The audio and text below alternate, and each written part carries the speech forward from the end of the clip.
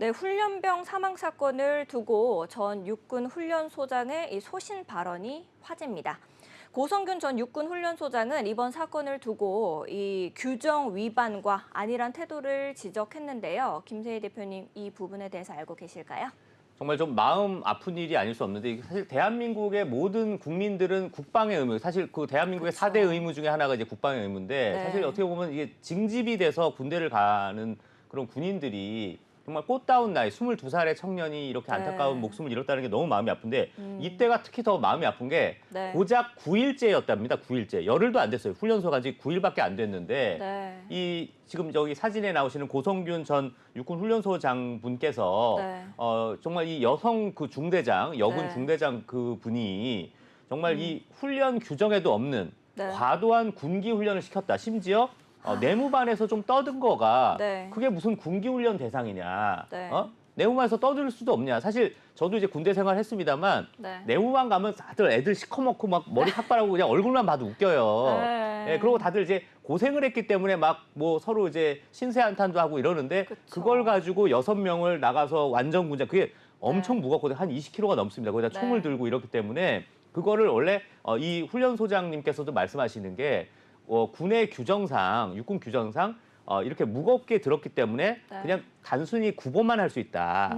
단순히 걷는 정도만. 저희 아버지가 네. 직업군인이셨거든요. 아. 네, 근데 이제 좀 이렇게 행군하시고 네. 하시면은 네. 꼭 입에 이렇게 네. 구내염이 엄청 많이 나시고 피곤하니까. 되게, 그럼요. 네. 누구보다 그 군인의 마음을 잘 아시겠네요. 네. 군인의 딸. 네, 군인의 딸입니다. 훌륭하십니다. 네. 훌륭하십니다. 네. 네. 그런데 네. 이거를 여기 지금 이 훈련소장님께서 말씀하신 게 완전 군장을 한 상태에서 선착순 1명 뭐 이런 네. 식으로 하면 사람이 정말 전력을 다해서 뛰는 일이 벌어지는데 이건 말도 안 되는 거다. 게다가 또 팔굽혀펴기도 시켰다라고 하는데 네. 있을 수 없는 이건 가혹행위다. 가혹행위가 맞다라는 이번에 지적을 잘 해주신 것 같습니다. 네.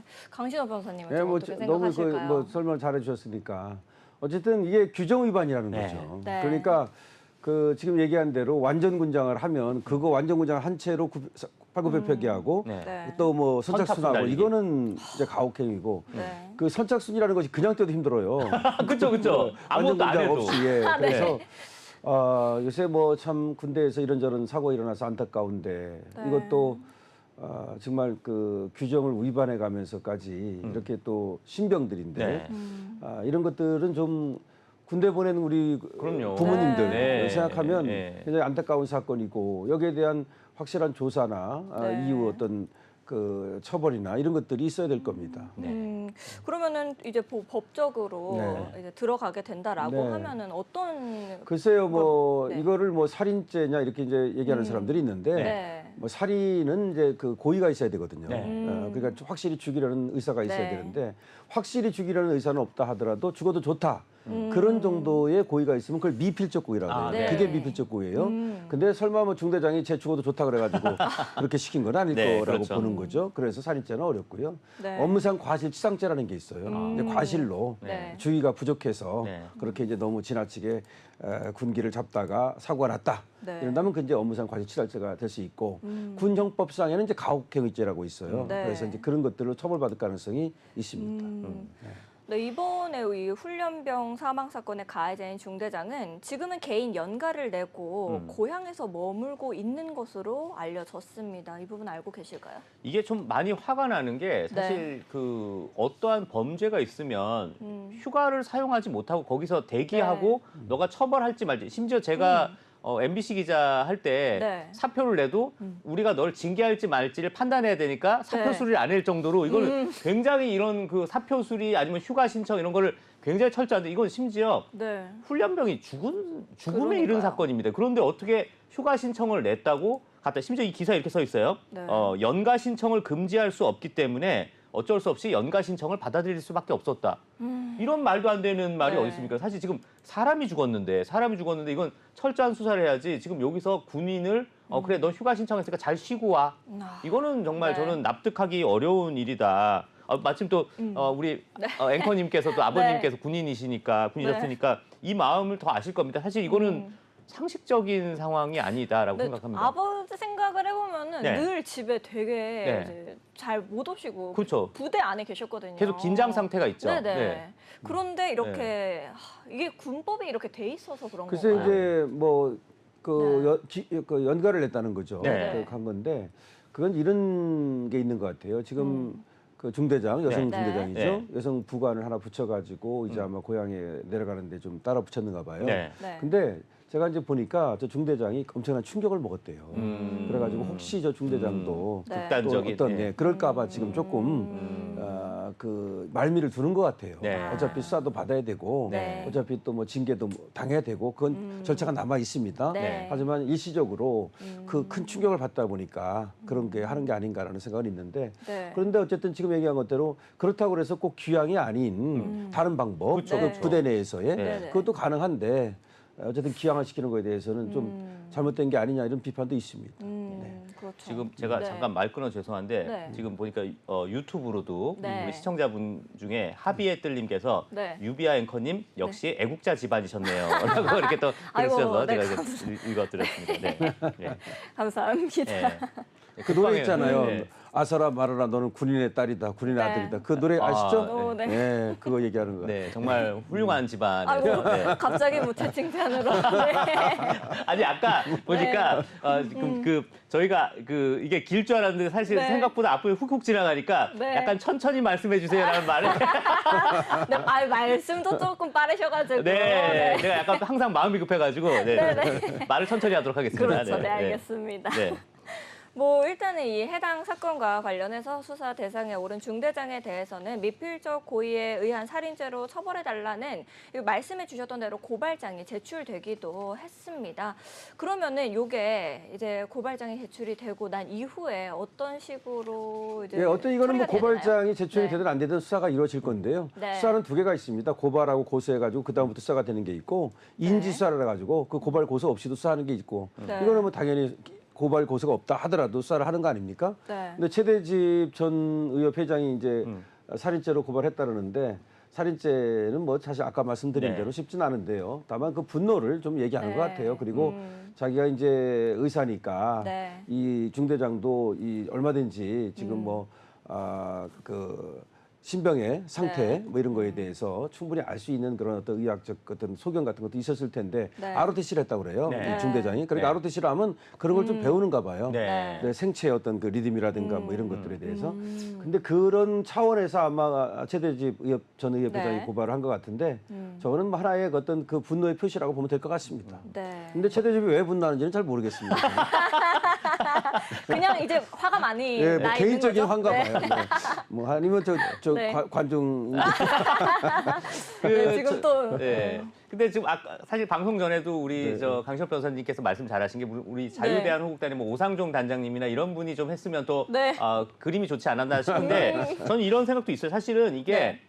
이렇게 누군가가 이렇게 고발하는 행위가 저는 굉장히 그 우리나라가 한 단계 더 발전하는데 굉장히 중요한 일이라고 봐요. 사실 당연히 뭐 총대 메고, 네. 대한민국의 군 검찰, 군 경찰도 잘 수사를 하겠습니다만 네. 그럼에도 불구하고 우리 민간인인 사람들도 이 사안을 이렇게 고발함으로 인해서 네. 사회적 환기, 더 우리가 심지어 많은 관심을 이끌어낼 수 있다라는 차원에서는 굉장히 의미가 있다. 사실 저도 마음 같아서는 저도 고발하고 싶었어요. 근데 네. 먼저 하셨으니까 이것도 선점을 하셨는데 네. 결국 이런 것도 굉장히 의미가 중요한 있다. 건 스피드입니다. 아, 그럼요. 네. 그렇죠. 그렇죠. 역시 뭐 시기 놓치면 아무 소용 없다. 네. 타이밍 놓치면 아무 소용 없는데 이렇게 어찌 보면 우리 일반인 입장에서도 이렇게 사실 모든 대한민국의 모든 국민, 이거 남성 여성을 떠나서 네. 이 국방의 의무, 군대 가는 거는 다 모든 사람들이 같이 느끼는 그 마음이 그렇죠. 있기 때문에 이건 충분히 전 고발은 잘 했다고 보고요. 사실 네. 살인죄로 고발은 했습니다만 말씀하신 대로 변호사님 말씀하신 것처럼 아마 업무상 과실치사죄로는 충분히 처벌받을 수 있기 때문에 네. 거기에 이제 그 어찌됐건 군 검찰이 수사하는 데 있어서는 좀 더 그 정신 바짝 차리고 할 수 있는 그런 계기가 되지 않을까 생각됩니다. 네. 이 해당 사건과 관련해서 정치권에서는 개혁신당의 이기인 의원이 당과 상의 없이 중대장의 실명을 공개하면서 굉장히 우왕좌왕하는 모습을 보이기도 했습니다. 이 부분에 대해서도 알고 계실까요? 이게 일단은 저는 한편으로는 네. 왜 국민의힘에서 이런 거를 먼저 치고 나가지 못할까? 중요한 건 스피드인데. 예, 그러니까요. 네. 그거를 먼저 치고 나가지 못하는 게 좀 하나 안타까운데 지금 보면 개혁신당의 이긴 최고위원 플러스 네. 민주당의 이현주 국회의원이 이걸 좀 집중적으로 나서는데 사실 민주당 이현주 국회의원 같은 경우는 많은 분들이 이런 비아냥을 했어요. 그럼 너도 군대 갔다 오든가. 그러니까 네. 여성분이니까 사실 군대를 좀 못 간 부분도 있겠죠. 그래서 어찌됐건 뭐 그럼에도 불구하고 국민의힘에서도 사실 이거 좀 나섰어야 되는 문제다. 근데 여기서 약간 좀 논란의 대상이 뭐냐. 이기인 최고위원 같은 경우는 이 뭐 땡땡땡 네. 저는 뭐 제 유튜브에서 말씀했습니다만 여기서는 네. 땡땡땡이라고 그 실명을 밝혔거든요. 네. 실명을 밝혀서 이게 실명을 밝히는 게 과연 법적으로 문제가 있냐 없냐 그런 네. 논란도 있어요. 이거 뭐 이따가 제가 우리 강시혁 변호사님께서도 말씀하시겠습니다만 네. 근데 이 이기인 최고위원 같은 경우는 내가 설령 법적으로 처벌받더라도 나는 이 잘못을 저지른 이 중대장 이름을 밝히는 게 네. 맞다라고 본다라고 하는 부분인데 근데 이분이 그냥 깔끔하게 그 얘기만 하면 좋은데 당과 사기 안 하고 내 개인적인 거다라고 약간 뭐가 네. 약간 그렇게 약간 살짝 발을 빼는 듯한 모습은 약간 보긴 좀 안 좋았다라고 네. 하지만 그럼에도 불구하고 나섰다라는 건 아주 좀 잘한 일이다라고 하는데 뭐 이건 제가 이따가 변호사님한테 지금 바로 제가 여쭤볼까요?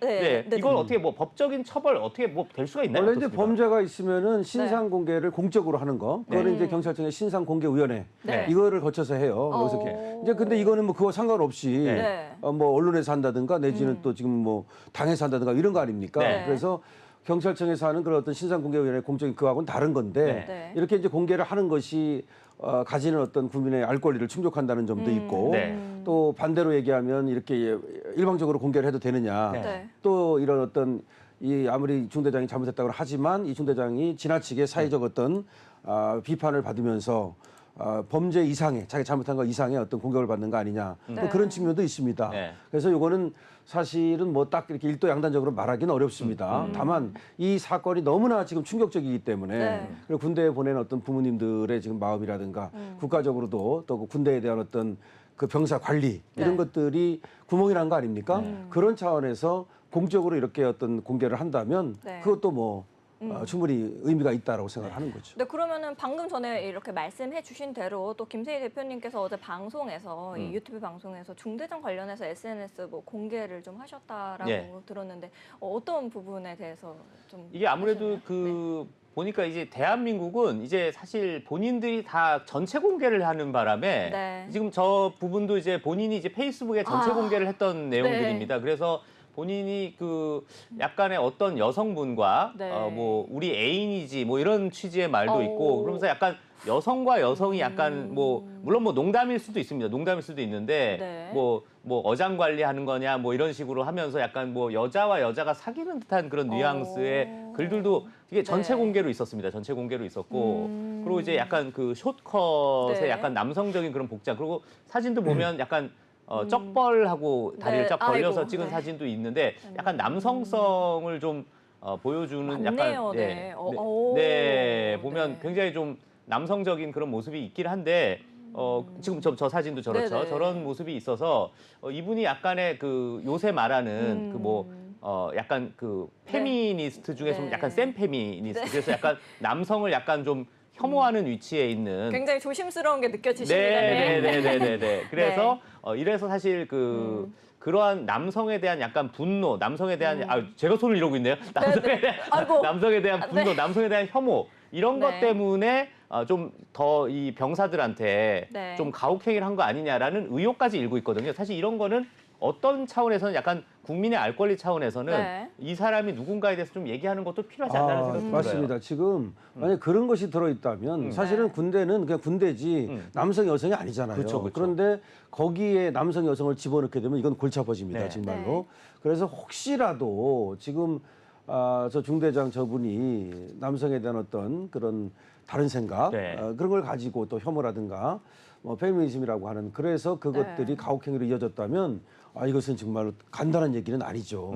그래서 지금 근데 나온 사진을 보면은 지금 김세희 대표가 얘기하는 것처럼 조금 일상적이지 않다, 네. 예사롭지 않다는 느낌은 들어요. 네. 그래서 그런 것들까지도 이번에 한번 좀 확인해 보고 점검해 네. 보는 그런 계기가 돼야 될 겁니다. 네.